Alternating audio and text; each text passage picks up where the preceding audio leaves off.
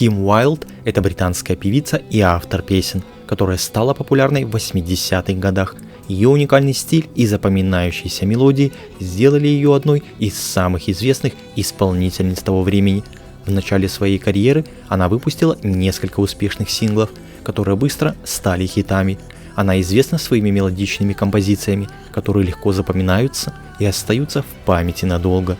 Певица продолжает активно выступать и записывать новые песни, радуя своих поклонников по всему миру. Ее творчество продолжает вдохновлять новое поколение музыкантов, а ее голос остается таким же ярким и запоминающимся. Если вы еще не знакомы с творчеством Ким Уайлд, то вам стоит послушать ее песни. Они могут стать настоящим открытием для вас. Сейчас Ким удается с успехом заниматься и садоводством, и музыкальной деятельностью.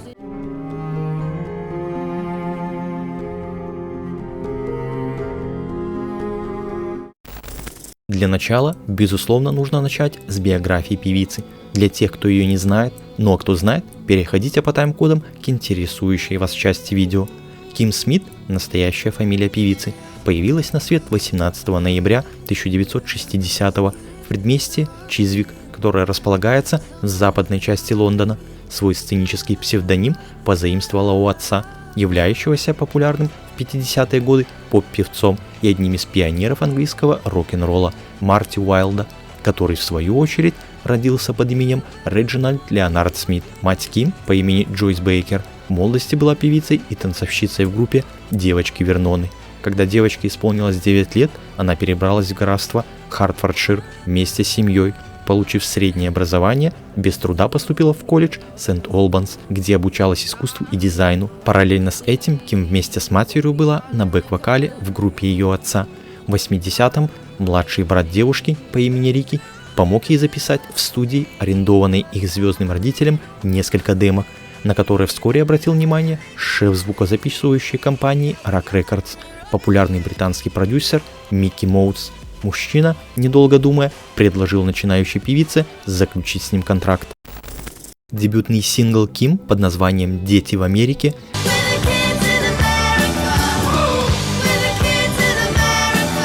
вышел в начале 81-го и сразу принес ей известность. Песня заняла второе место в английских музыкальных чартах, однако по версии авторитетного американского печатного издания Billboard стала только 25-й. Несмотря на это, впоследствии композиция «Дети в Америке» превратилась в визитную карточку Уайлд. Выход первой пластинки, получившей простое и незамысловатое название Ким Уайлд, состоялся в том же году. Дебютный диск мгновенно попал на 3-е место в Великобритании, а сингл «Вода в стакане» и «Кричат о любовь», которые сопровождали его, пробились в верхние строчки в местных чартах.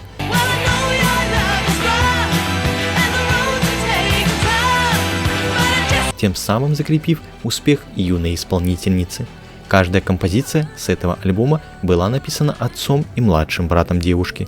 Мужчины продолжали сотрудничать с ней вплоть до 1988-го, сочинив подавляющее большинство песен, исполненных Ким в 80-е годы. Все это время певица поддерживала образ эффектной и харизматичной блондинки, который во многом перекликался с имиджем вокалистки популярной группы Блонди Дебби Харри. Первое время популярных исполнительниц сравнивали, однако это не повредило карьере ни одной, ни другой. Энергичный поп-рок, который был характерен звучанию первой пластинки Уайлд, вскоре претерпел некоторые изменения. В музыке следующего диска 1982 года под названием «Выберите» стал преобладать холодный колорит синтезаторов, подчеркнутый динамикой электронных барабанов. Однако, несмотря на то, что сейчас этот альбом принято считать одним из наиболее талантливых в дискографии певицы, ему не удалось повторить молниеносный прорыв предшественника, занял в музыкальном рейтинге всего 19 место. Во всяком случае, этот альбом пополнил профессиональную биографию исполнительницы еще 2 хитами «Виды с моста» и «Камбоджа».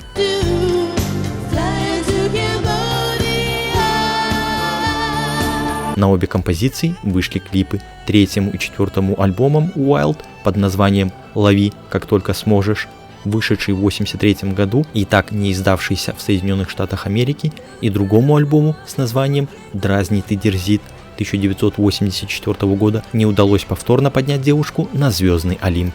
Однако некоторые песни, такие как «Люблю блондинку», «Жажду любви»,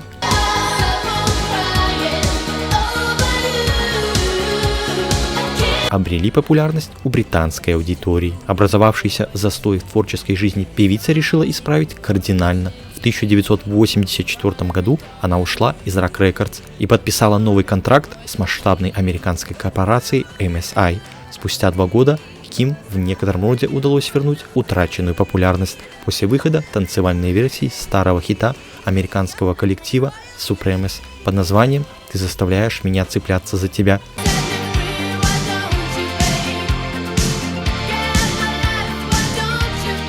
Песня расположилась на 2-м месте в Великобритании и на 1-м в США.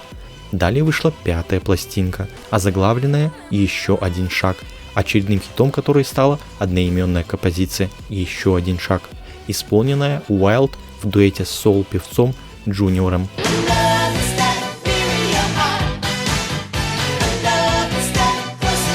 В следующем году творчество женщины снова попало в чарты после того, как она спела рождественскую песню под названием «Зажигаем вокруг рождественской елки» совместно с комиком Мелом Смитом.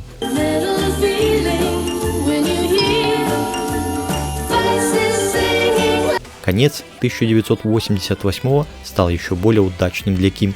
В декабре ее новая пластинка Close разместилась на 8-м месте в музыкальном чарте, став источником нескольких топовых хитов. Стиль музыки Wild стал соответствовать коммерческим и танцевальным канонам, в отличие от резкого синтезаторного попа, популярного в первой половине 80-х. Претерпел изменения и внешний облик блондинки. Вместо молодежного образа певица обратилась к более женственному, сексуальному и утонченному. Альбомы, вышедшие в 90-е годы, а именно «Любовь движется» 1990 год и «Любовь это» 1992 год, снова не сильно заинтересовали массовую публику, хотя некоторые треки с пластинок все-таки попали в чарты.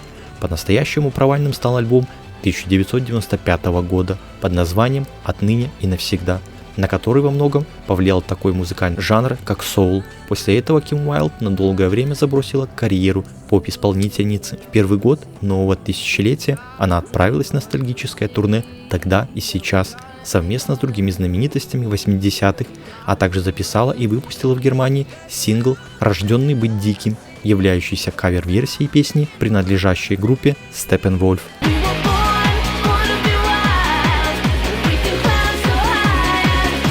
В сентябре 2001 в свет вышел сборник под названием «Самое лучшее от Ким Уайлд», который был хорошо принят аудиторией. В него вошел один новый трек под названием «Любимый».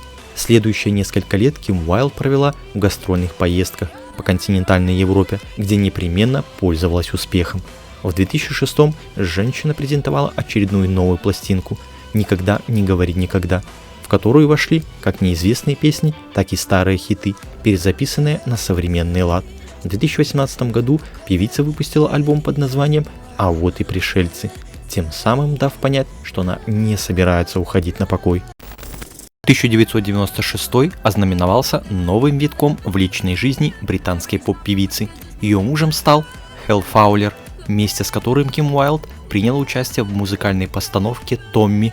В дальнейшем у супругов появились 2 детей: сын, которому дали имя Харри Тристан, и дочь Роуз Элизабет.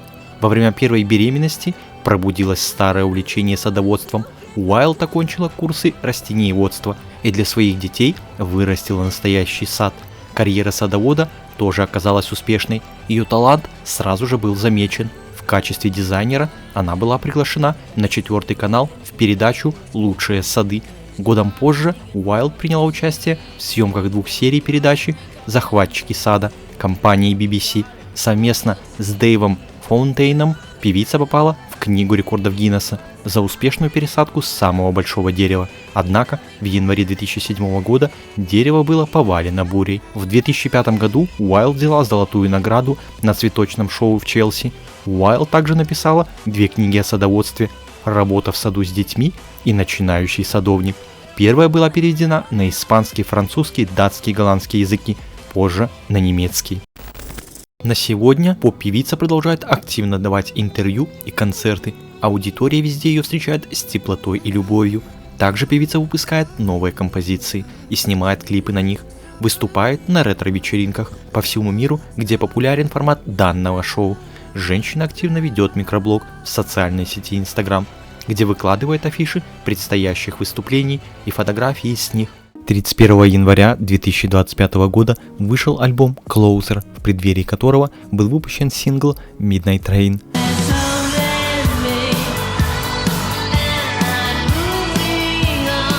Пластинка Closer включает 10 треков и стала 15-й полноформатной работой в дискографии британской поп-исполнительницы. Интересно, что над ним Ким активно работала вместе со своей племянницей Скарлетт. Ким продолжает выступать и радует поклонников живыми концертами в рамках масштабного тура под названием Closer Tour в поддержку одноименного альбома, в рамках которого исполняет свои хиты, а также новые композиции. Чтобы не пропускать свежие анонсы, например, даты европейских или других туров, релизы синглов или видео, советую заглянуть на официальный сайт Ким. Там оперативно публикуют все новости. Также можно подписаться на рассылку новостей на официальном сайте. В этом году исполняется 45 лет с момента выхода ее легендарного дебютного альбома, который подарил миру мегахит Kids in America.